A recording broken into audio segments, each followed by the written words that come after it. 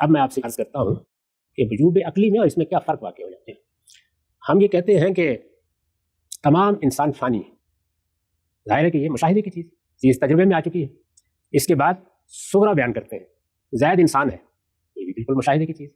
یعنی دونوں مقدمات کسی استدلال کا تقاضا نہیں کرتے, لیکن ان دونوں کی ترتیب سے ایک چیز عقلی لحاظ سے واجب ہو جاتی ہے. یعنی ایک وجوب عقلی ہے جو اس کے بعد نتیجہ بن کے سامنے آ جاتا ہے. وہ کیا چیز ہے؟ وہ یہ ہے کہ زید فانی ہے. لیکن زید فانی ہے, واقعہ نہیں بنا. جب تک کہ زید کے فانی ہونے کو میں آپ دیکھ نہیں لیں, بڑی اہم مثال ہے, وہ واقعہ نہیں بنا ابھی. تو وجوب عقلی کو آپ ہے میں تعبیر کر دیں, آپ ہونا چاہیے بیان کر دیں, دونوں میں کوئی فرق واقع نہیں ہوگا. یہ کیوں کہہ سکتا ہوں واقعہ نہیں بنا؟ کوئی شخص کہے کہ اس کا فانی نہ ہونا واقعہ نہیں بنا, جب تک آپ اس کو لے کر نہیں آتے کہ فانی نہیں ہوا تب تک ہم اس کو مانتے ہیں کہ یہ دو وجوب عقلی سے ہی نتیجہ نکلے گا. نتیجہ تو نکلا ہے نا. یعنی زید کو بھی فانی ہونا چاہیے, زید بھی فانی ہے ایسے کہہ دیں, لیکن زید فانی ہے, یہ واقعہ نہیں بنا.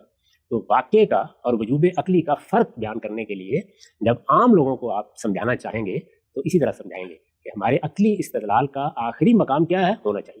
ہونا چاہیے, لازماً ہونا چاہیے. یہ وجوب عقلی کا بیان ہے.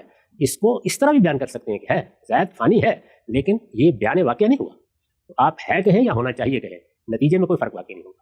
اگر یہ بات ابھی بھی سمجھ میں نہیں آئی تو میں آپ کے سامنے ایک اور منطقی مقدمہ رکھ دیتا ہوں. تمام انسان ماں اور باپ دونوں کے ملاپ سے پیدا ہوتے ہیں. یہ کیا ہے؟ یہ ظاہر کی کبرا ہے. یعنی یہ وہ مشاہدہ ہے جو استقراء کے نتیجے میں ہو گیا ہے. اس کو جب بیان کیا جائے گا ہر شخص مانے گا. یہ ایک عالمگیر صداقت ہے. اب ذرا سغرا سنیے. مسیح انسان تھے, نتیجہ نکالیے. مسیح کو بھی ماں باپ سے پیدا ہونا چاہیے. یہ وجوب عقلی یہاں بھی ہے, واقعہ نہیں بنا.